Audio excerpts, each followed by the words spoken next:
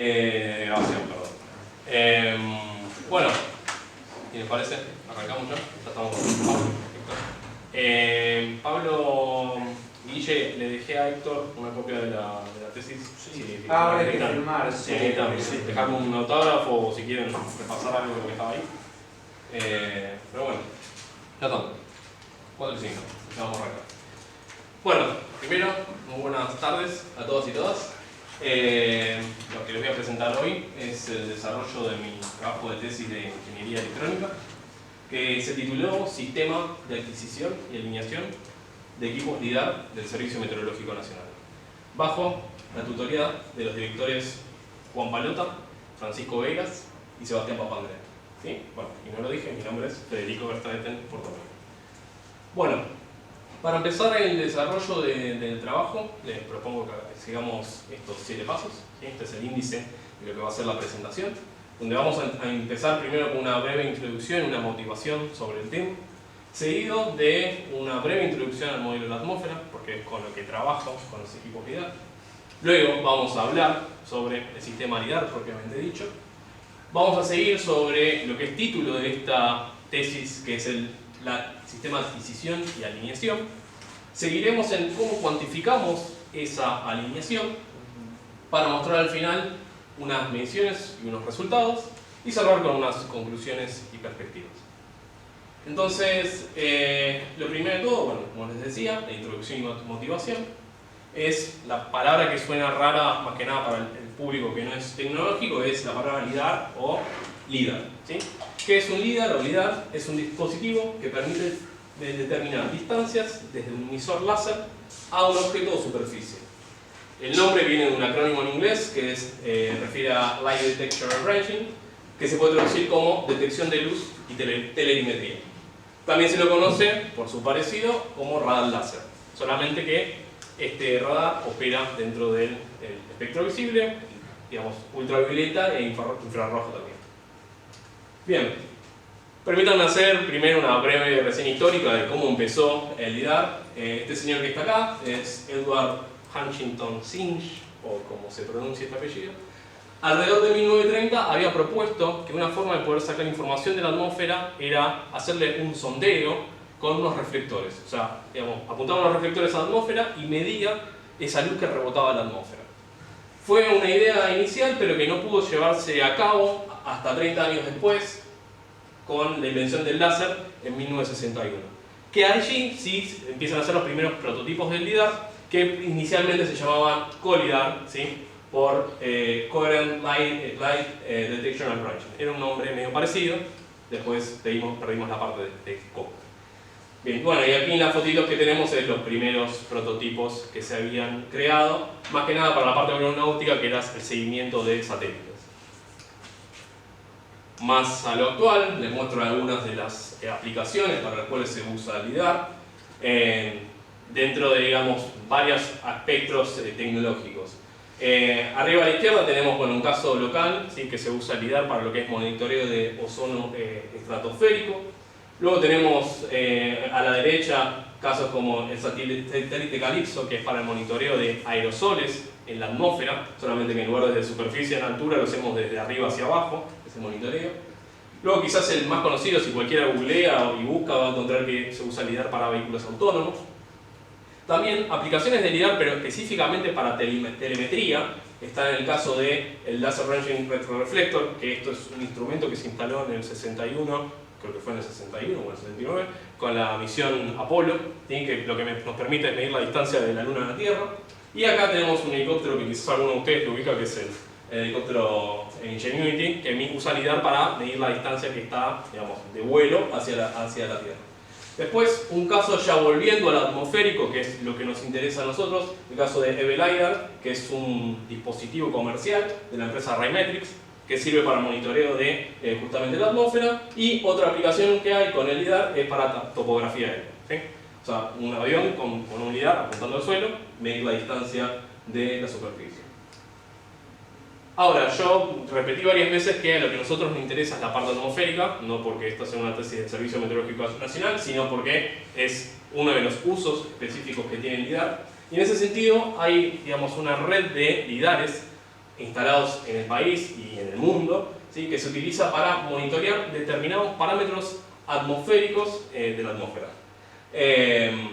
Digamos, las nubes, los aerosolos atmosféricos y la interacción con la radiación solar hoy en día son la principal fuente de incerteza de cómo estos afectan al balance radiativo terrestre y por ende a un tema bastante conocido para todos que es el cambio climático. Entonces ahí está la importancia del estudio de la atmósfera con el uso de tecnología LIDAR. Bueno, ya lo mencioné un poco, pero obviamente este trabajo fue, tal cual dice el título, hecho dentro del Servicio Meteorológico Nacional, ¿sí? Que particularmente este año está cumpliendo 150 años, ¿sí? Es uno de los organismos más antiguos que tiene nuestro país. Y bueno, el Servicio Meteorológico Nacional forma parte de una red, ¿sí? Local en Argentina que tiene estos puntos que están marcados aquí a lo largo y ancho del país, que usan lidares para el monitoreo, como decía, de parámetros atmosféricos, y a su vez esta red, en conjunto con además otros organismos, forma parte de una red un poco más grande, que es la red latinoamericana de lidares, ¿sí? Acá tenemos algunos puntitos marcados en Colombia, en Cuba, en Brasil, Argentina, etc. Bien, entonces los problemas que detectamos particularmente de la red de lidares del servicio meteorológico son algunos de los que les menciono acá, que por ejemplo, los sistemas lidares requieren de un riguroso mantenimiento, principalmente la estabilización de las partes automecánicas que lo componen. Eso hoy en día sigue siendo un desafío bastante grande. Como todo equipo, obviamente, todo equipo óptico, la alineación es crítica. Entonces, mantener una buena alineación a lo largo del tiempo es vital para el buen funcionamiento de estos equipos. Obviamente que también estos equipos funcionan por fuera del laboratorio, entonces hay que tener cuidado muchas veces con cuestiones que van más allá de una óptica hecha en un laboratorio. El mantenimiento suele ser complejo, entonces es un personal experimentado que no suele estar disponible, particularmente en la red del servicio meteorológico pasa que no está disponible. Entonces, y además los observadores meteorológicos que se encargan de mantener estas redes, no están acostumbrados a utilizar equipo LIDAR. Entonces, ofrecerles una herramienta que los ayude en ese proceso de alineación suele ser muy necesario. Entonces, aquí están los objetivos del desarrollo de este trabajo de tesis, que fueron adquirir señales LIDAR por medio de la electrónica de adquisición. Esta palabrita LISET ya se las presento ahora, las voy a nombrar varias veces, que es la electrónica de adquisición. Aplicar estos procedimientos específicos sobre la señal para su visualización y análisis basándose en el método Rayleigh-Fitt. El método Rayleigh-Fitt también vamos a contar un poco más adelante de qué se trata. Cuantificar el estado de alineación por medio del coeficiente de correlación de Pearson. Automatizar el proceso de adquisición controlando la electrónica de adquisición y el láser de emisión. Almacenar esas señales adquiridas e información relevante en un formato de datos portable y estándar y generar variables de estado para el reporte de informes automáticos. Entonces, esta fue la piedra fundamental y los objetivos iniciales que me planteé en el desarrollo de esta tesis. Entonces, ahora, pero no aburrirlos mucho, con un breve paseo por cómo conocemos a la atmósfera. La atmósfera, quizás ya uno de ustedes ya conoce que la solemos dividir a través del modelo de capas, ¿sí? Donde partimos desde la superficie terrestre hacia el espacio exterior, y está dividida en troposfera, estratosfera, mesósfera, termósfera, la ionosfera superpuesta con la mesósfera y la termósfera, y por último la exósfera. Aquí en este texto que está acá está un poco explicación de las alturas y los detalles que hay en cada una, pero bueno, lo que más nos interesa a nosotros para trabajar con estos tipos de lidares va a ser la troposfera y la estratosfera. Hasta allí con lo que podemos medir con nuestros equipos de nuestra red. Y por otro lado, la atmósfera también la podemos ver por su composición de gases que tiene. Típicamente habremos visto alguna vez esta tablita donde predomina principalmente el nitrógeno y el oxígeno, pero esto solamente nos habla de su composición molecular. Pero en la atmósfera también hay lo que se llaman partículas o aerosoles, que son, pueden ser de muy variada origen, principalmente se suelen encontrar en las partes bajas de la atmósfera, en lo que se denomina la capa límite atmosférica, así que está dentro de la troposfera, y son el principal objeto de estudio con estos tipos de lidares atmosféricos.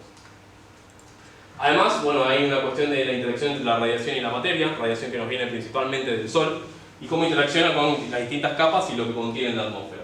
Acá mencioné simplemente algunos de los fenómenos que tiene esa interacción entre la radiación y la mitad, como la transmisión, la dispersión, la absorción y la emisión, hay un poco más, son complejos, pero simplemente los que nos vamos a quedar acá es con la dispersión o scattering o absorción, ¿sí? Es más que nada con el scattering, que es el principal digamos, motivo de funcionamiento que tiene el LIDAR, usando lo que se llama backscattering. O sea, yo emito luz hacia la atmósfera y mido esos fotones que se retrodispersan. Bien, como les indicaba, a nosotros lo que más nos interesa es el scattering, pero a su vez hay tres tipos de scattering. Está el Rayleigh scattering, el Mie scattering y el Raman scattering. El Rayleigh scattering es ya aparece acá la palabrita Rayleigh del mismo forma que el Rayleigh Fick, es el scattering que generan las moléculas que están en la atmósfera. Después tenemos el Mie scattering, que son el de las partículas, y Raman, que es un efecto cuántico que se produce con algunos determinado contenido de elementos que hay en la atmósfera. Para el estudio de esta tesis simplemente nos quedamos con el Rayleigh scattering, que es principalmente de moléculas. Bien. Ahora les voy a pasar a comentar un poquito de qué compone o cómo funciona un sistema LIDAR. Un sistema LIDAR lo podríamos definir a partir de sus tres partes constituyentes principales, que son el sistema de emisión, que está formado por una fuente de láser pulsado, en este caso usamos un neodymium jack de 30 Hz, un bloque de recepción, que en este caso está conformado por un telescopio y una caja espectrométrica, ¿sí? Que contiene la óptica que selecciona cada una de las partes de la señal que nos interesa. Luego, la parte de detección y almacenamiento se compone por unos fotomultiplicadores y el equipo de adquisición, como ya les había mencionado, se denomina LISEL por un nombre meramente comercial, y la PC LIDAR, que en el caso particular corre el software que desarrollé para hacer el sistema de adquisición y alineación. Bien, ahora un poquito de matemática.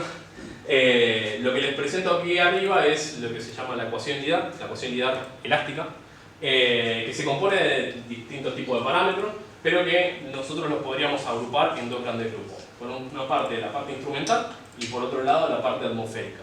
Uno lo que tiene que tratar de controlar es lo mejor posible la parte instrumental para poder sacar información de la parte atmosférica, ¿sí? Y a su vez, estos coeficientes, beta y alfa, que son los coeficientes de backscattering e extinción, tienen información tanto de las moléculas como de las partículas, que no son moléculas, que están dentro de la atmósfera. Entonces uno lo que quiere tratar de poder sacar es la mayor cantidad de información de estos dos coeficientes, pensando que a priori podría conocer bastante bien estos dos coeficientes alfa y beta molecular. Bien, hasta ahora no les había mostrado que era una señal LIDAR, pero una señal LIDAR se ve algo como esto que está acá, ¿sí? Es un pico bien violento al principio y un decaimiento fuerte. Lo que tenemos acá, en este caso, es un gráfico de milivolts en función de la altura. Y la señal LIDAR tal cual sale del digitalizador no es muy útil.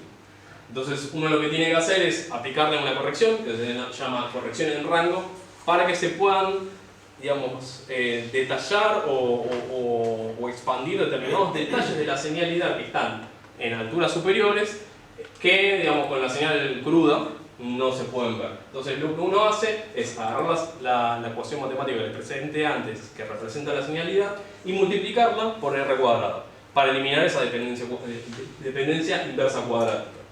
Pero obviamente esta señal tiene ruido, y si uno multiplica por R cuadrado, ese ruido me estropea la señal. Entonces previamente uno lo que tiene que hacer es eliminar ese ruido, o ese bias, y una vez que eliminamos ese ruido, nos quedamos ahora con la señal corregida en rango, que es lo que vemos acá. Entonces, por ejemplo, en esta señal se ve un piquito muy diminuto ahí, y eso representa una nube que pasó alrededor del kilómetro. Cuando uno la corrige en rango, ese detalle se nota mucho más. Y es mucho más útil para trabajar. Por otro lado, vieron que en la ecuación LIDAR había un factor de O, un ODR. Ese es lo que se denomina el factor de overlap. Y el factor de overlap es un factor que modula el resto de los factores, afectando la forma final de la señal. Podríamos hablarlo como que el factor de overlap me habla de la relación entre el sistema láser-telescopio y cómo yo puedo colectar esos fotones que se retrodispersan de la atmósfera.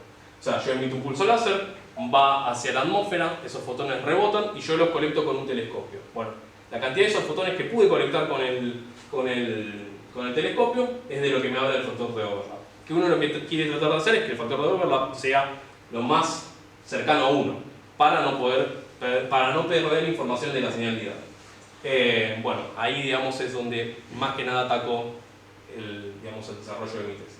Y aquí les muestro dos tipos de configuraciones que pueden tener los LIDARes, que son los biaxial y coaxial. Yo particularmente con el que trabajé es con el coaxial, que es este caso que vemos acá arriba, pero que esto del factor de overlap está, digamos, tanto en los dos tipos de topología de sistemas LIDAR. Acá les muestro un poco el sistema con el que trabajé, digamos el hardware. De fuera lo que se ve si uno va al servicio meteorológico es este contenedor que está aquí. Y adentro lo que vamos a encontrar es un armatoste de este tipo que tiene, digamos, el telescopio, la placa digitalizadora, quizás se puede ver un poquito mejor acá en el render, donde se marca cada una de las secciones: el emisor láser, el telescopio, la caja espectrométrica, los fotomultiplicadores, el digitalizador láser y la PCLIDAR, que es la que corre el software que desarrolla. Bien. Y una pequeña tabla con algunas especificaciones del sistema. Bien. Ahora sí, ya vamos a pasar a meterse más en el sistema que desarrollé para esta tesis. Entonces, al sistema de adquisición y alineación nosotros le pusimos un nombre originalmente que es SMN LiDAR Dashboard. No nos matamos demasiado con el nombre del sistema. Simplemente de ahora en más lo vamos a llamar Dashboard, que es una herramienta para la asistencia del operador en el proceso de alineación del sistema. La idea es ofrecer una interfaz clara con controles simples que aporte medidas cuantificables, o sea que puedan medir cuán alineado o desalineado está el sistema para la toma de decisiones al momento de intervenir en el instrumento en general y el sistema láser telescopio en particular. Ahora, como todo desarrollo de software, está bueno arrancar con un criterio, y estos son los ítems o los puntos importantes que tuve en cuenta a la hora de todo el proceso de desarrollo. Que primero que nada, que el desarrollo sea de código abierto. O sea, que tanto yo como cualquier otra persona que le interese poder seguir este trabajo lo pueda hacer, lo tenga disponible, tanto código como documentación. Que luego que la herramienta funcione dentro de una interfaz web, simplemente porque los usuarios, digamos, tanto nosotros como cualquier usuario que pretendo pueda utilizar esta herramienta, seguramente está familiarizado con el uso de un navegador. Entonces la idea es que corra dentro de un navegador web la herramienta. Además utilicé lenguajes multipropósito, principalmente Python y JavaScript, simplemente por una popularidad que tienen estos lenguajes, por bibliotecas disponibles que tienen, y además porque particularmente Python está ampliamente utilizado por la comunidad científica hoy en día y era, digamos, una buena herramienta a tener en cuenta. Además que todo este sistema corra dentro de un entorno de desarrollo, particularmente, digamos, en un framework. Como va a ser una interfaz web, traté de que no reinventar la rueda y que determinados, digamos, software que ya está desarrollado lo puedo utilizar para agilizar todo el proceso del desarrollo de la herramienta. Y por último, que sea multiplataforma, es decir, que no dependa que corra en un determinado hardware, en una determinada computadora, en un determinado sistema operativo, que funcione tanto en Windows como en Mac, como hasta en contenedores virtualizados. Entonces, en base a todo lo que le presenté antes, yo lo que hice para poder desarrollar la herramienta es dividir el problema en tres bloques. En el bloque de óptica, el de optoelectrónica y el del sistema de adquisición. Dentro del de óptica puse el telescopio, el prisma de reenvío, que es el prisma ubicado para que el láser sale horizontal y suba vertical hacia la atmósfera, y la caja espectrométrica. Por otro lado, la parte del fotoelectrónica se compone de los fotomultiplicadores, un fotodiode lancha y el láser neodymium jack, y el sistema de adquisición del digitalizador y el control de la PC. El operador va a estar trabajando sobre la parte óptica, tratando de alinear, particularmente sobre el prisma de reenvío, usando el dashboard como referencia para ver cuán alineado o desalineado está el sistema. Y a su vez, el dashboard se va a comunicar con el digitalizador para obtener las señales y con el láser para dispararlo, para luego poder hacer las mediciones. Bien. En cuanto a la presentación o el layout, el sistema se compone de dos modos. Por un lado está el modo de alineación, que contiene todos los controles y la información necesaria de las señales para asistir en el proceso de alineación. Digamos, es el modo principal de la herramienta. Y por el otro lado está el modo de adquisición, que permite tomar medidas de la señal y dar por cada canal del digitalizador, no solo uno como en el modo de alineación, en simultáneo a intervalos irregulares de tiempo, exportando los datos a archivos de manera automática. ¿Sí? Acá les muestro, digamos, el layout de cada uno de los modos de funcionamiento, y acá el dashboard propiamente dicho, tanto para el modo modo alineación, en el cual vemos la señal LIDAR cruda sin ningún procesamiento bajo, la señal corregida en rango, ¿sí? Con algunos parámetros que se pueden, digamos, unos controles que se le hacen sobre la señal, y el coeficiente de correlación a lo largo del tiempo, o sea, acá tenemos tiempo y el valor del coeficiente, y cómo va evolucionando según el operador vaya alineando, desalineando. En este caso, por ejemplo, acá el operador desalineó, después alineó, después desalineó de vuelta, alineó. En el modo de adquisición, simplemente lo que vemos es todas las señales que salen del digitalizador superpuestas en la misma plataforma. ¿Sí? Vemos acá en este caso 4 canales tenía este equipo Diesel. Bien, ahora, si vieron el layout, figuraba que en el costado había un panel de control. Bueno, estos son todos los controles que tiene la herramienta. Donde tenemos controles por un lado para la parte de, digamos, interactuar con la placa digitalizadora, lo que se llaman Diesel Controls, que difieren si estás en modo alineación que si estás en modo adquisición. Después tenemos los controles de gráficos, simplemente para ajustar en qué parte de la señal quiero ver, tanto para la parte de la señal corregida en rango como la señal cruda. Un control para carga de archivos de extensión .ini, que típicamente la red de LIDARes utiliza para configurar los LIDARes antes de iniciar las capturas. Unos controles para la parte del Relay Fit, ya vamos a hablar de lo que es Relay Fit, pero digamos, estos son los controles necesarios para que funcione este modo. Control por TCP/IP, porque el digitalizador se conecta a través de un puerto de red a la PC de LIDAR. Y bueno, control para el disparo del láser y para la descarga de datos de radiosondeo. Un dato de radiosondeo básicamente es: lanzo un globo meteorológico y puedo relevar en altura tanto presión como temperatura, y que lo utilizo dentro de la interfaz. O puedo utilizar ya un modelo conocido que es el US Standard Atmosphere, que ya me ofrece esos mismos datos, pero digamos es datos de un modelo.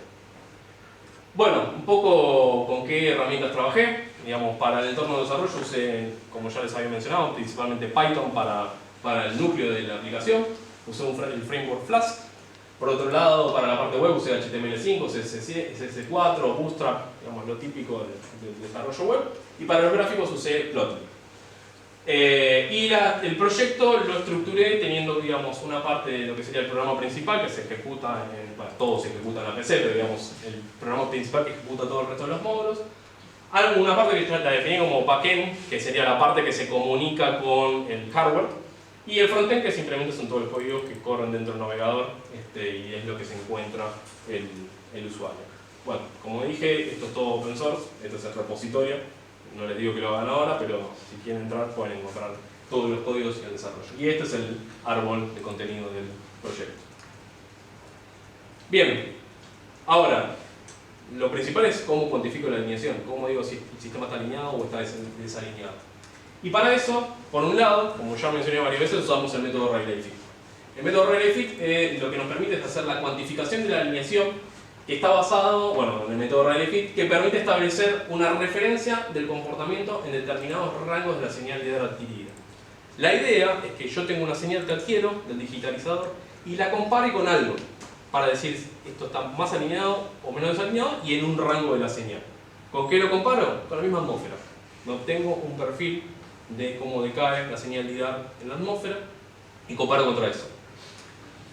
Bueno, como les decía, yo puedo utilizar datos de radiosondeos o utilizar los datos, estos son los que les decía, los perfiles en altura, de presión y temperatura, usar un modelo que ya es ampliamente utilizado y conocido y establecer esta curva que la utilizo como de regla para poder ver cuánto se aleja la señal, que es esta la que yo mido, esta es la señal LIDAR corregida en rango, y ver cuánto se aleja de esa curva. Eso es el método Relay Fit, comparar eso en un determinado rango de la señal. Bueno, acá digamos un poco la matemática de adaptar la señal. Y sí es importante notar que esta señal solamente contiene información molecular, ¿sí?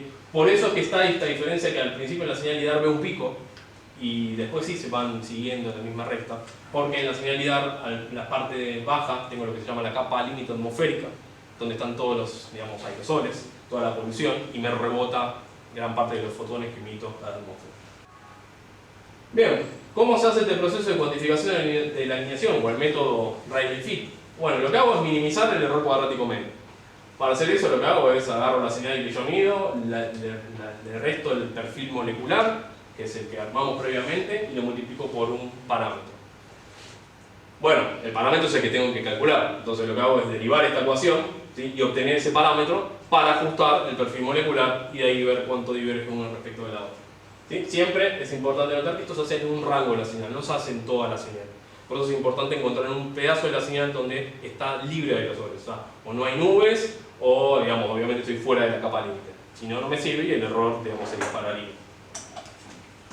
Bien, y para justamente poner números a eso es donde usé el coeficiente de Pearson, ¿sí? Porque, digamos, con Rayleigh-Fit no podía, digamos, darle un valor numérico útil, digamos, tal cual salía, entonces metimos el coeficiente de correlación de Pearson que me permite cuantificar cuán similares son dos series de datos entregando un parámetro normalizado, que era lo que yo necesitaba, ¿no? Para poder decirle al usuario, el parámetro va a estar entre 0 y 1. Si vos llevas a 1, estás alineando bien. Si te estás yendo a 0 o a menos 1, es que estás desalineando.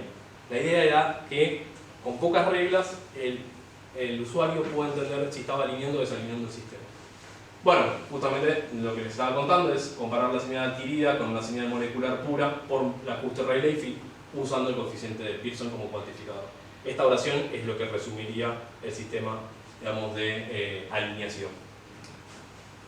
Bueno, ¿qué es el coeficiente de Pearson? Recién lo mencioné, pero básicamente es esta ecuación matemática que me calcula la covarianza entre la señal medida por el perfil molecular por una constante debido a sus desvíos, y de ahí obtengo un valor. Si el valor es 1, indica que hay una correlación perfecta entre las dos señales. Si es 0 o menos 1, es o no hay correlación o hay correlación opuesta. Entonces uno lo que trata de hacer es que todo tienda siempre a 1, o sea, que trato de maximizar o mejorar lo máximo posible la alineación. Bien, acá vemos unas simulaciones previas que habíamos hecho, en el cual primero simulamos un caso de overlap igual a 1, ¿sí? Siempre el overlap va a arrancar, digamos, creciendo al principio, porque se supone que todavía no entró totalmente los fotones que son retrodispersados al telescopio, pero en un momento se va a estabilizar. Bueno, digamos, primero probamos con un factor de overlap igual 1, haciendo un fiteo entre 5 kilómetros y 10 kilómetros, y vimos que la correlación de Pearson daba alrededor de 0,97-94, casi 1, podríamos decir. Ahora, la idea era probar, bueno, ¿y qué pasa si el factor de overlap es más chico, alrededor de 0,27? Para eso lo que hicimos es simular que el sistema se desalineaba 0,6 miliradianes. Si yo desalineo más, ya me voy a 1 miliradian, pierdo la señal totalmente. Entonces yo lo que les mostraría acá directamente que tenemos 0, o sea que digamos desaparece la señal y acá la correlación tendría a 0. Entonces la idea era, che, veamos a ver si yo ajusto fino, que es lo que termina pasando en la práctica, y sí, efectivamente con un desajuste de 0,6 miliradianes, el coeficiente de correlación de Pearson bajaba. Entonces dijimos, che, es un buen camino, está bien hacia donde estamos yendo. Entonces, esto fue todo el análisis. Ahora sí, vamos a ver. Desarrollé la herramienta se hizo, vamos a probarla a ver si lo que quería que hiciera lo hizo. Probamos los dos modos de funcionamiento, tanto el modo de alineación como el modo de adquisición, ¿sí? Acá les puse Alignment Mode, Acquisition Mode, toda la herramienta está en inglés, digamos, para que uno tenga un seguimiento de si la estuviera viendo la herramienta. Entonces, el sistema principalmente en donde trabaja el operador es en el prisma de reenvío, ¿sí? Nosotros acá tenemos el láser, el prisma de reenvío que está sobre un posicionador, ¿sí? Sobre un soporte, y abajo tenemos el telescopio. La idea es que el operador, o digamos la idea no, es lo que hace el operador, es mover estos dos tornillitos que tenemos acá, que son los controles. Básicamente me dan los 2 grados de movimiento del prisma.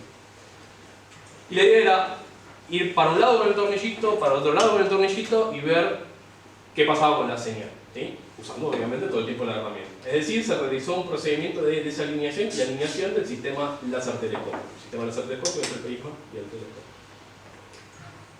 Bueno, Esto básicamente sería el flujo de lo que les acabo de contar de qué es lo que hicimos. Probamos primero con un control, desalineamos hacia un lado, después hacia el otro lado, probamos con otro control, desalineamos hacia un lado, alineamos y después lo hicimos hacia el otro lado. Y trazamos estas curvas, donde van a ver que en esto, digamos, este es el caso de inicio, y estos son los que están en verde serían los casos alineados, y los que están en rojo son los casos desalineados. Más que nada también para ver cuán sensible era la herramienta. Entonces, digamos, acá sería, digamos, un caso como estaría viendo el operador. El operador arrancó y se encontró con que el sistema estaba en un estado. Lo trató de mejorar y lo desalineó. ¿Qué pasó? Desapareció la señal corregida del rango y la señal cruda se la ve bien chiquitita, digamos, ahí, pero todavía tengo señal.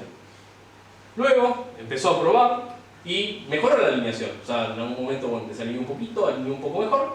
¿Y qué me encuentro? Con que la señal corregida en rango se ve bien, digamos, lo va siguiendo acá su perfil molecular y la señalidad está presente en el gráfico de abajo.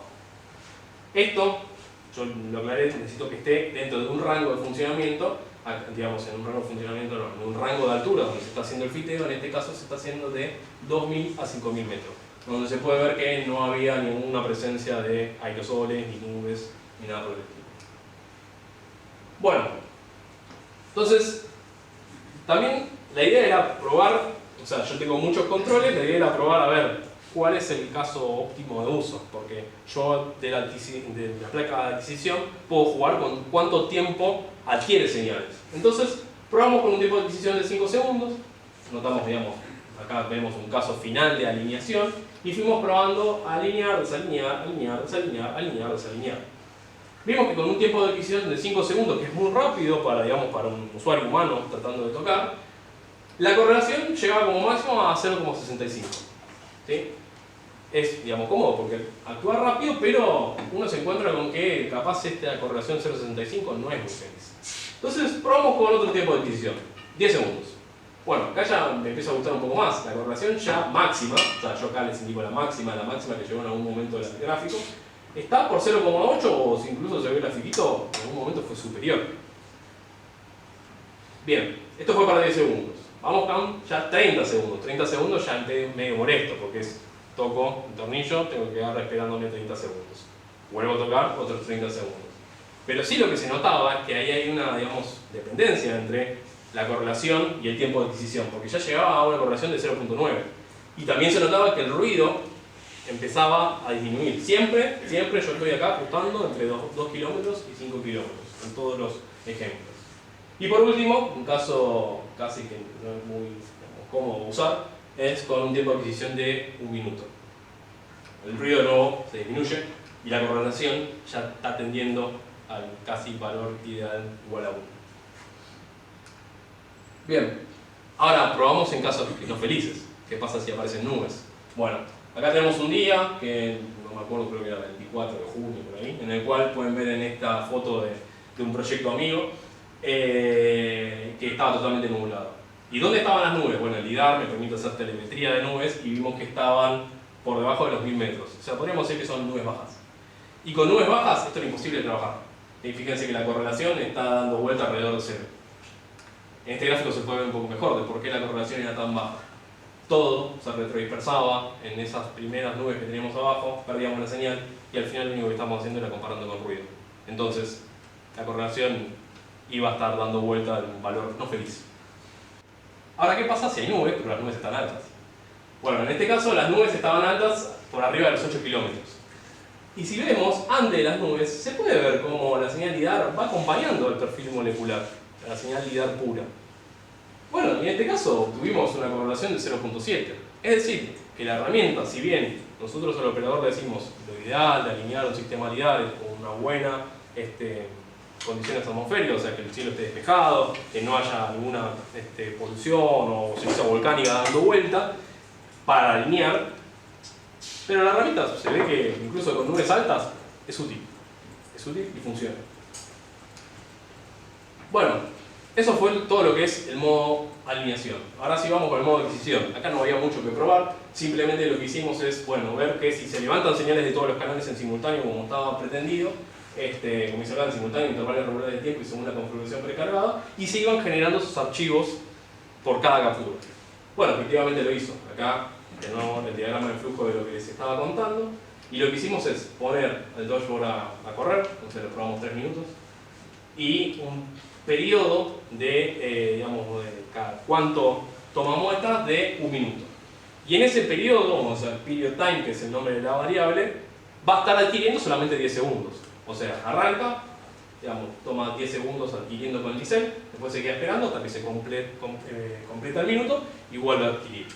Y por cada mención te va generando un archivo de extensión .json, que es el caso como vemos acá, donde por cada canal voy a tener un timestamp, la cantidad de bits que tiene la señal, la longitud de onda que está relacionada a ese canal y los datos propiamente dichos. Bueno, ahora espero que no se me hayan dormido demasiado. Ahora sí ya estamos llegando a la recta final, que son las conclusiones y perspectivas. Vamos primero con las conclusiones. Bueno, se arrancó con la idea de ver si podíamos generar una herramienta que cumpla con muchos objetivos iniciales. Y podemos decir que sí, que se generó una herramienta que se puede implementar en la red de LIDAR del SMN, resolviendo un problema práctico y concreto, que es darle una herramienta más al observador para poder alinear el sistema. Y que no tenga que tener una expertise de lidarista de años y años. Eso era lo principal. O sea, facilitar el complejo proceso de alineación. Por otro lado, esta mejora tiene un impacto directo en el uso cotidiano de estos instrumentos. Si bien ya, digamos, hay estrategias, si hay quizás algún otro software que puede colaborar en el proceso de alineación, no había ninguno que pueda hacer el radio fit en tiempo real. No lo hay, de hecho. Entonces, esto mejora, hay una mejora directa. Bueno, además, obviamente se hizo un estudio del marco teórico, de la interiorización con el instrumental. Yo de LIDAR prácticamente no sabía nada, así que tuve que aprender todo esto. De la atmósfera también sabía poquito. Además, se profundizó en el proceso de investigación y tecnologías adecuadas para el desarrollo de software. Antes de ponerse a desarrollar cualquier cosa en cualquier proceso de software, hay que investigar cuáles son las tecnologías adecuadas para poder llegar a un buen puerto. Obviamente se puede volver para atrás, se puede haber bugs, puede haber errores, pero la investigación inicial es muy importante. Y eso tomó bastante tiempo también. Bueno, y además, todo esto permitió aprender de las técnicas de sensado remoto de la atmósfera en general y de la tecnología LIDAR en particular. Bueno, este trabajo ya fue publicado o fue presentado en algunos lugares. Primero, bueno, el año pasado lo presentamos, bueno, bajo este nombre, Software to Assist LIDAR Alignment Procedure Based on Rayleigh Fit Method, en el Congreso de LIDARes. Acá, perdón, mi director, no me acuerdo qué eran las siglas. pero acá presentamos un póster, cuando todavía la herramienta no estaba terminada, estaba a mitad de camino. Luego este año en Tandil, en 2022, publicamos otro póster, pero esta vez en castellano. Ya la herramienta casi le faltaba muchísimos detallecitos, pero ya casi estaba terminada. Y actualmente hay un proceeding presentado en la revista Olos Environment, que bueno, todavía esperemos que nos lo acepten, que también cuenta un poquito, es un resumen de la tesis, básicamente. Bueno, y perspectivas. Obviamente, si hubo tanto trabajo, la idea es que ver si esto puede seguir tanto yo como alguien más, porque el código es abierto, es open source, así que cualquiera de ustedes, si quieren, lo puede seguir. Que es, obviamente, continuar con el desarrollo, mediciones, pruebas de funcionalidades y principalmente corrección de errores, porque siempre los hay. Poner a disposición el código para la comunidad, para su futura reutilización. O sea, está en el repositorio, pero la idea es que sea más ampliamente difundido. Mejorar y automatizar el control de la alineación. Hoy en día, digamos, el lazo de retroalimentación es el usuario. No le quiero sacar el trabajo al operador. El operador tiene muchas cosas para hacer, pero estaría bueno que esté automatizado, ¿sí? La herramienta ya permitiría dar, digamos, datos para ver si algo está más alineado o menos desalineado. Ahora el paso siguiente es buscar una forma de poder automatizar eso.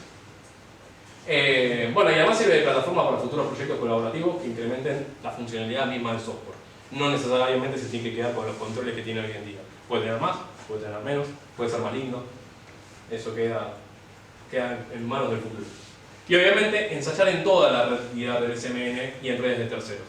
O sea, esto hoy en día está aprobado en el LIDAR del Servicio Meteorológico, que está acá en Capital Federal, pero podría probarse, digamos, en toda la red de LIDARes. Y por qué no probar si es adaptable o reutilizable en otra red LIDAR. Bueno, esta es la parte muy importante que hay que agradecer, primero que nada, al Servicio Meteorológico Nacional. Pausa para tomar agua.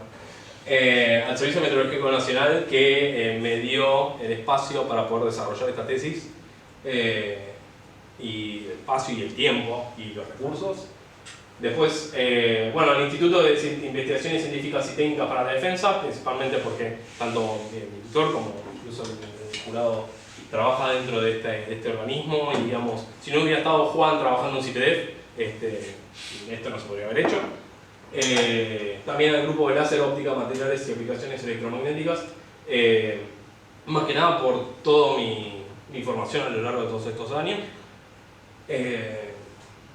Después, bueno, obviamente a la educación pública y al derecho de poder estudiar libremente. Sin eso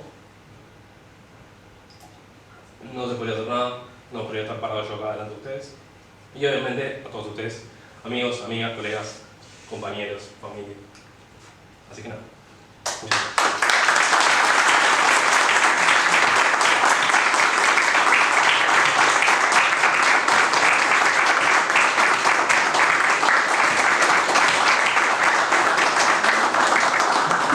Giraba, pero después lo pasé al PDF y me di cuenta que eso se rompía.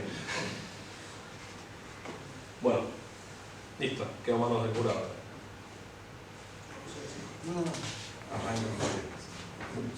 Dale, Héctor, seguís adelante. No me mandaron adelante. Y bueno, dale, ya estás adelante. Bueno, yo en realidad quería hacerte una primera felicitarte por el laburo, me parece excelente el laburo que hiciste, va a facilitar muchísimo las tareas. Sí, quería consultarte dos cosas. Una en particular, el coeficiente de Pearson. Cuando trabajás con desalineaciones pequeñas, que en realidad son todas las desalineaciones pequeñas, ¿no? Pensemos que uno está tocando un posicionador minúsculo y está viendo a 5 kilómetros de altura, o sea, cualquier pequeña modificación desalinea el sistema. Entonces, de hecho lo dijiste vos muy bien, o sea, un milirradian. Ya perdés todo. Olvídate. Entonces, digamos, estas desalineaciones que ustedes, o que pusiste vos en tu laburo, que son 0,3 milirradianes, 0,6 milirradianes, ¿cómo efectivamente, a ver, estimo que lo has estimado, no haberlo hecho realmente, porque no podés con un posicionador a mano haber hecho ese trabajo, ¿no? Es una estimación. Sí, o sea, sí, igualmente, digamos, el ajuste y desajuste se hizo con un claro, con los dedos. No digo, pero vos con el dedo, digamos, a no ser que hablas más. Sí, obviamente no está caracterizado exactamente cuál es el paso mínimo. A eso iba. Entonces, ¿cómo, digamos, y también cuando vos tenés una pequeña desalineación, está muy próximo al, no sé, ahí tenés un 0,6 milirradianes, que es bastante desalineación, tenés 0,8 contra 0,9 o 0,95 respecto a un bien alineado. Sí. Entonces, no sé cómo resolviste ese problema, si me puedes contar un poquito mejor la forma. Y sumada a esa pregunta, es lo siguiente: guardaste un tiempo de procesamiento real time, ¿no? Hiciste las mediciones, o sea, desalineabas 5 segundos, 10, un minuto, ¿no? Y corregías. Y eso es lo que vos ves en los gráficos. Ahora, ¿qué tiempo te lleva, si es que lo tomaste, si no importa, el hecho de hacer esa, digamos, la corrección en rango de la señal y presentarla, ¿no? O sea, eso también tiene un tiempo más allá de los 5 segundos de adquisición. Sí. Bueno, voy de atrás para adelante. Como quieras. La primera de todas, sí, y fue bastante difícil, o sea, digamos, no hay una caracterización exacta de decir, che, tarda 2 segundos, 35 milésimas. No. Pero sí fue bastante limitante porque había muchas cosas con las cuales yo me lidiaba. Por un lado, con la PC que trabajaba, por otro lado, principalmente con la placa de adquisición, porque, digamos, a veces te responde bien, está amigable, y otras veces no te responde. Y además, con el tiempo de refresco, que yo, desde que tomaba el dato, lo transformaba y lo mandaba al frontend, y digamos, hacía el gráfico. Entonces, ahí quedaron, digamos, si querés, muchos parámetros medio hardcodeados, de decir, de prueba de ensayo de error, de che, le agrego un segundo más de delay, un segundo menos de delay. Entonces, yo lo que usaba como parámetro era, bueno, primero, sí o sí, el limitante que tengo es el tiempo de adquisición. El usuario me va a meter 10 segundos, bueno, como mínimo tengo que quedarme esperando 10 segundos. Yo ahí un poco lo tronqué a que no sea menos de un segundo, porque probamos con tiempos menores de un segundo y ahí la cosa No, Gami. La cosa se volvía cuántica, más o menos. Entonces, lo que yo probé es decir, bueno, ¿cuál es el mínimo en cuanto a la funcionalidad? Después, vos tenés el tiempo de adquisición, es el que te define el primer tiempo. Y después sobre eso, generalmente le ponía un segundo de delay, 2 segundos de delay. Entonces, digamos, en la primera medición vas a tardar, digamos, el primer tiempo de medición, pero después eso es tipo una cadena de montaje, van a seguir viniendo medición tras medición tras medición, entonces es casi real time. Entonces, si querés decir, ¿lo medí? No, no lo medí. Pero más o menos es eso lo que funciona. El tiempo de adquisición más un poquito más, un pequeño delay que le pongo De procesamiento. de procesamiento. Sí, sí. Y después vos lo que me decías es el tema del coeficiente de correlación de Pearson, que era muy pequeño. Sí, obviamente que estas primero fueron las primeras simulaciones que habíamos hecho, porque al principio nos mandamos tal cual decía, digamos, el manual de EarlyNet, Sí. lo que dicen los europeos que hay que hacer, y decía, usar Rayleigh Fit así. Y probaba con Y el... generalmente Listo, no. perfecto. Lo hacía y me daba unos números horribles. O sea, sí, obviamente, cuando yo alineaba eso crecía, cuando yo desalineaba eso decrecía, pero los números eran horribles y casi inusables. Entonces lo que tenía que hacer era algo que lo pudiera, digamos, estandarizar o normalizar. Normalizar es lo correcto. Normalizar dentro de un parámetro. Entonces, ahí en algún momento, digamos, de mirar el techo, bueno, yo no arrancarme los pelos, pero Juan sí, y digamos, y darnos la cabeza contra la pared, ¿qué podemos hacer? Y se nos ocurrió Pearson. Porque Pearson lo que nos servía era decir casi un, che, ¿está alineado o no está desalineado? Obviamente que en el fino, el 0.8233 o el 0.97, y es muy difícil. Pero preferible tener un 0.8233 a no tener señal. No, no. Porque en la práctica pasa eso, Sí, digamos, claro. al operador le decís, che, no hay señal. Ah, ¿cómo? ¿Qué hace? ¿Cómo? Obviamente en el fino, en el ajuste fino, eso sería el ajuste fino, sí, ahí habría que analizar un poco más y ver cuál sería el valor óptimo. Para, digamos, básicamente caracterizar cuál es el mínimo miliradial, cuando esto sube o esto baja. Perfecto. Y después, otra pregunta más, vi que trabajaste con Docker y no lo desarrollaste, o no era trascendente, sino más allá de un contenedor como para poder ejecutar la aplicación. Entonces, nada, quería decir, sí, sí, ¿podías contar un poco más o si era puntualmente eso o ibas a meter alguna herramienta para trabajar en Docker y te dio algo de información para mejorar o necesitabas simular algo? Sí. No, la idea era, bueno, en algún momento lo dije que uno de los criterios de desarrollo era que fuera multiplataforma. El desarrollo yo originalmente lo inicié en mi computadora, en un sistema operativo Linux, usa Linux. Sí. Y después obviamente que las computadoras del operador no puedo hacer nada, o sea, si hay una computadora Windows tenía que funcionar para eso también. Pero en algún momento dije, bueno, pero esto tendría que, digamos, la idea es que funcione en cualquier lado. Entonces lo probé en una Raspberry Pi, funcionó. Y después yo dije, y si lo hago andar en un contenedor y ver que para el usuario es transparente, entonces sería lo ideal. Yo te instalo Docker, te doy el Dockerfile, lo corres, lo creás y vos no te enteras que hay ahí abajo. Bueno, lo hice, de hecho en el repositorio hay un Dockerfile, vos lo podés construir, lo corres, si le das start probablemente no pase nada porque tiene que estar conectado al reset. Pero la idea era probar eso, que era multiplataforma, que funcionaba tanto en cualquier hardware como incluso en un contenedor. La verdad es que eso no me quedó claro, simplemente por eso la pregunta, pensé que ibas a utilizar alguna herramienta No. Docker como para que te vuelva a mejorar un proceso. Esto de mi parte, después felicitarte, el trabajo está muy completo, me gustó mucho y nada, simplemente eso. Gracias. Guille, Pablo. Dale, Pablo. Bueno, felicitaciones. Gracias. El escrito está muy bueno. Gracias. La presentación está muy buena y también cómo la desarrollaste, muy claro. Bueno, gracias. Felicitaciones por el trabajo y por la exposición, digamos. Bueno, yo no soy del área, así que algunas cosas se me escapan. Está bien. Pero a mí se me ocurre preguntar ¿qué hay hoy en día, fuera del estado del arte que comentaste de cómo funciona la física, digamos, a nivel en otros lugares, cómo se maneja esto que vos hiciste, cómo hacen en Europa, que vos mencionabas, para hacer también esta alineación, o sea, alguna plataforma comercial, o si hay lugares más avanzados que ya traigan lo que vos hiciste incorporado, digamos, eso, cómo valorar tu aporte dentro de lo comercial. Claro. Bueno, permití que vuelva al principio de todo porque hay una versión comercial que se usa. Estaba por acá.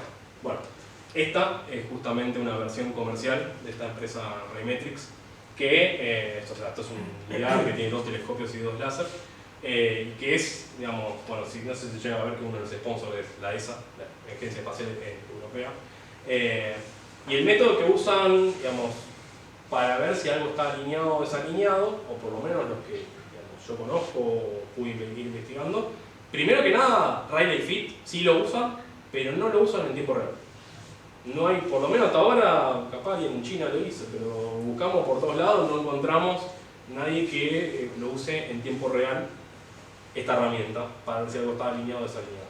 ¿Qué métodos hay? Bueno, por ejemplo, hay un método que se llama telecover, en el cual, digamos, suponiendo que tenés un lidar similar con el que yo trabajé, digamos que tenés la boca del telescopio, y se va poniendo una rueda que tiene una abertura, y uno va girando y va viendo cómo va tomando distintos perfiles de la señal lidar en cada una de las mediciones según la posición que va tomando.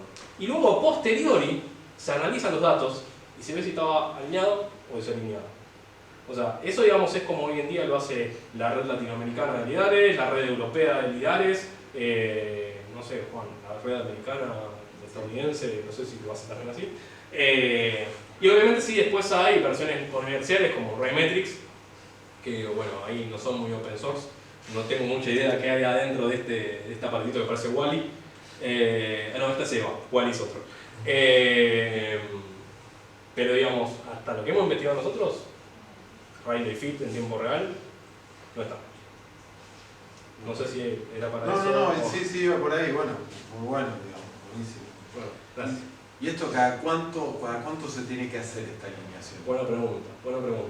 Ya alguien me la preguntó alguna vez allá en el servicio meteorológico. La realidad es que cada cuánto uno podría poner cronogramas, decir, bueno, lo recomendable es una vez por mes, una vez por semana, una vez cada 15 días. El grueso sería, che, si no veo ninguna señal lidar, se me desalineó, probémoslo ya ahora cómo está. Digamos, lo ideal, no sé, como te digo, podemos establecer un cronograma, pero hoy en día, digamos, como no está la herramienta, básicamente es cuando un operador dice, che, encontré que el lidar no está midiendo. O alguien se da cuenta que los datos están medio raros, porque como dije, el factor de overlap modula toda la señal lidar, y si a posteriori cuando me salen los datos ves que hay algo raro, dices, che, hay algo que está mal. Entonces, casi esa demanda. Entonces, lo ideal podría ser que fuera una vez por semana, una vez por mes en la red de lidar. Todo depende también de dónde está instalado el lidar. No es lo mismo el que está instalado acá, enfrente del aeroparque, al que está instalado dentro directamente de un aeropuerto como en Río Gallegos, a uno que está de Comodoro, Rivadavia, también está cerca, adentro de un aeropuerto. Bueno, uno que no está en un aeropuerto. Porque una frase que usamos nosotros es que estamos haciendo óptica no en un laboratorio, sino en un taller mecánico. O sea, hay bases de cemento, hay goma, está preparado el contenedor, pero hay vibraciones. Y la vibración a lo largo del tiempo, óptica se te desalinea y ya está. No hay magia, hay que tener la línea de vuelta, hay que poner algo que vuelva a poner el sistema óptico en su lugar. Bien. ¿Y eso es una persona que está en el lugar físicamente? ¿No es que se transmite? No está comunicado con internet. Sí, el sistema está comunicado, o sea, digamos, el sistema tiene internet, básicamente la computadora que toma los datos tiene internet, levanta los datos y lo transmite, pero no son, por lo menos la red del servicio meteorológico no es, digamos, autosuficiente, no se autoalinea. Hay una persona, digamos, un observador meteorológico que además tiene otro trabajo para hacer, no solamente enviar, que tiene, digamos, son nuestros ojos y manos en ese lugar. La herramienta lo que viene a hacer es, bueno, darle un par de anteojos para ver si la señal lidar está más alineada o menos alineada. Eso es lo que pretendemos hacer con esta herramienta. Y vos hablabas ahí sobre el final de este tema de que el adquisidor de datos, bueno, tiene su personalidad, parece. Sí. Digamos, lo que vos armaste también es exportable a otros tipos de lidares. Sí, otra buena pregunta. Cualquier lidar que tenga un LISET, cualquier lidar que tenga un Laser Continuum Surlight versión 3 creo, que es con lo que yo trabajé, yo te doy la herramienta y tal cual está, haciendo unas pequeñas configuraciones capaz necesarias, anda. Si vos no tenés esas dos cosas, no, obviamente no funciona. Pero el código fue pensado por si, bueno, en algún momento tengo otro digitalizador que no sea LISET, que podría adaptar, o sea, toda la parte de procesamiento de la señal, la muestra gráfica, los controles, eso es independiente. O sea, básicamente tengo una clase definida Licel con sus objetos en el cual en un momento se conecta con Licel. Si uno saca esa parte del código y pone, digamos, el driver correspondiente a otro digitalizador, y bueno, a priori con los mejores deseos funcionaría, no habría problema. Pero ¿por qué lo hicimos con Licel? Bueno, porque Licel es lo que usa la mayoría de la realidad. Entonces, suponemos que en la mayoría de los lineares esta herramienta funcionaría. No importa si es colineal coaxial o biaxial, el tema láser telescopio funcionaría sin problema. Por lo que me decís también, en esa nueva versión que sea automático, Sí. entiendo que requeriría un hardware que se conecte a esas dos rueditas con servomotores y Sí. probar. Sí, sí. Originalmente se había hecho un sistema que, digamos, manual, que tenía unas tripas con unos ajustes manuales para ir poniendo, digamos, el posicionador en el lugar que corresponde. Acá la idea es sí, o reemplazarlo con servomotores, o motores paso a paso no van a ser útiles, o capaz actuadores piezoeléctricos podrían llegar a ser necesarios que estén adosados directamente al prisma. Nada, es hacer un nuevo estado del arte y ver cómo ajustar eso, pero ya tenemos una herramienta que me da valores de decir, che, movete para un lado o movete para el otro, porque estás desalineando. Bueno, bárbaro eso. Gracias. Guille. Bueno, iba a repetir las alabanzas del juicio que dio Héctor y Pablo, pero para dar un poco de tono jocoso y no se pongan mal. Anteayer vi un reportaje del eterno Luis Alberto Spinetta y dijo: no la ves mucho un tipo, no vaya a ser que se le ocurra ser presidente. Bueno, eres Spinetta. Ahora vamos a nuestro negocio. Vale igual todo, pero lo quería decir porque quedé impactado. Por algo fue. Lo mío estaba medio en la línea de lo de Pablo. ¿Hicieron algún ensayo, esto sobre cuán frecuente tenés que volver a alinear, sobre, porque es un poco que me quedaba, tiene que ver con, digamos, decisiones que tomaste mucho tiempo antes al construir el aparato? Y en particular si avanzás, quería... Hay una de las fotos que, claro, entre la perspectiva, es más que nada para tener ocultar... No, esta no. A ver... donde se ve el prisma... Ah, sí, ya sé cuál es. Sí, puede ser. Ahí está, dale. Claramente Ahí está. Calculo, bueno, el caño lo pones por seguridad. Este que está acá. Ese. Sí. Y las dos, creo que es una cartulina. las prensas sí. Sí. ¿Qué están agarrando? El soporte. ¿El soporte? Sí, el soporte. O sea, acá está la mesa y las Sí. prensas están agarrando el soporte de acá a la mesa, que está como, digamos, en el aire sobre el telescopio. ¿Y el soporte? ¿Y el prisma está sobre el soporte? Y el prisma está sobre el posicionador de tornas, sobre el cual yo muevo, digamos, Está bien. el plano en el cual está apoyado el prisma. Está bien, o sea, está emboladizo. Sí. Sí, porque de hecho también fue parte de la tesis, esto no lo puse Juan, lo tendría que haber puesto, en la diapositiva de acá, que originalmente el prisma estaba acá, por un diseño, digamos, de Está bien, gente agarrado al... Está agarrado al secundario del telescopio. Y fue, diría, 3 meses de romperme la cabeza de que yo... Imposible. No, directamente miraba, yo creo que, no sé, había un poder visual ahí que miraba el prisma y el prisma se desalineaba. O sea, era recontra sensible esto. Entonces ahí en algún momento, Juan, ahí es donde entra CITEDEF, habló con los colegas de CITEDEF y hicieron esta rampita para poner ahí al posicionador. Y eso fue un antes y un después. Porque imagínate que cuando estaba desarrollando yo no sabía si era que yo estaba entendiendo todo mal la atmósfera y capaz estaban cayendo meteoritos y no me estaba dando cuenta, o estaba todo mal la electrónica de adquisición o mi programa, o no, o era donde estaba puesto el prisma. También porque esta era justo medio en la línea de lo de Pablo, que estas decisiones que tomaste cuando cuando hiciste el diseño de la parte mecánica, te condicionan después la frecuencia, cuántas veces. Y esto, a ver, estos son posicionadores estándar de esos de... Sí, son los de Torlot. De 80, bueno, sí, los de 80 vueltas por... Confirmámelo vos. Métrica 6x05.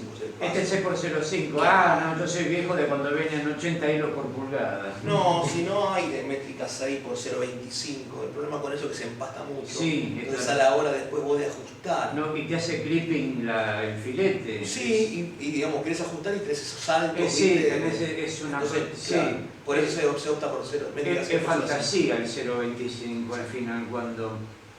En esta aplicación, en laboratorio va bárbaro, pero no, porque se llena de polvo. Sí, yo estuve digo, el telaraña. 0.25.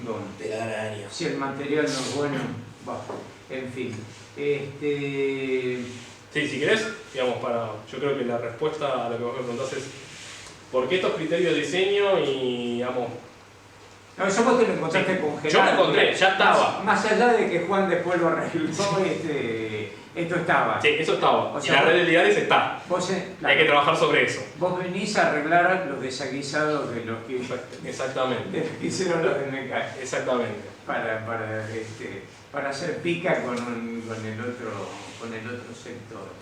Sí, pero digamos, el saber cuándo alinear o cuándo alinear el sistema también viene de la experiencia previa. No, está bien, eso viene, digamos, de saber... No, por eso, esto era cuánto tiempo cuánto tiempo de drift, digamos, de esto. Espera, ¿qué otra cosa? Ay, ahora me... No. Avísame si me trozo para adelante. No. No, ya, Está bien, no, era algo ya muy menor, porque de hecho, ahora se me... No quedé así que... Ya está, era este punto del... Sí, esto meritaría, la verdad, de automatizarlo y no depender tanto de desarrollarla. Después, bueno, que consiga... Sí, al principio nosotros cuando empezamos con el trabajo, sí, habíamos soñado alto. Pero había una cuestión de que yo tenía que cerrar la tesis en un año. No se podía, yo no me puedo exceder. Yo no me puedo exceder. No, y muy bien. A mí el departamento me está corriendo atrás, entonces yo tenía que cerrar en un año sí o sí. No, y muy bien que estoy. No, suficiente. Ahora que tome la posta otra. Bueno, listo. Bueno, Por mí, yo ya no... Pero un detalle que a favor tuyo, ¿no? Que no nombraste, que son los costos de todo esto. De la parte de ingeniería es importante, por lo menos nosotros vimos en el conurbano, el costo es importante siempre. Cuando vos mostraste el equipo de alineación francés, vale 2 trillones de dólares, o sea, cosas que nosotros es inalcanzable. Eso nos hace a nosotros pensar este trabajo de otra manera y que se destaque ese trabajo. A mí me parece que es un buen punto a destacar que no lo hiciste en tu trabajo, que el tema del costo que tiene, que es open source, que es nacional y popular, y eso me parece que es muy importante también detallarlo, ¿no? Pero bueno, simplemente eso. Esos dispositivos son incomprables para nosotros, muy incomprables. Juan, vos averiguaste cuánto salían estos. 170.000 euros, depende del modelo, pero más o menos. Deme dos. Sí, claro. Deme dos. Uno para la semana y uno para el fin de semana. Así no usamos la misma camisa. Bueno, si hay más preguntas, no sé, al resto, si quiere preguntar algo, capaz no entendió nada. Pero bueno, les agradezco mucho. Jurado, a los directores, bueno, a toda la gente que vino. Bueno, muchas gracias. La reconocemos de nuevo.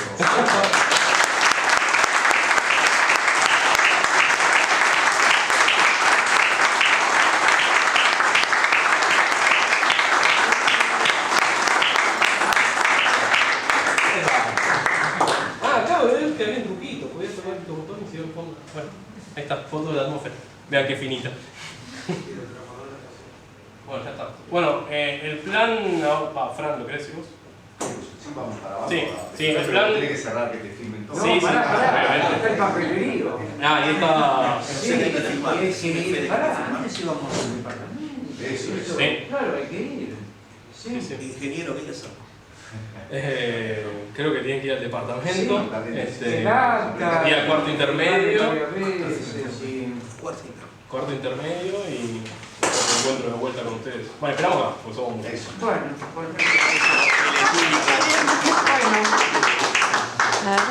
el último pasito siempre se hace eterno. Es una cosa Que se ¿De algo? sí.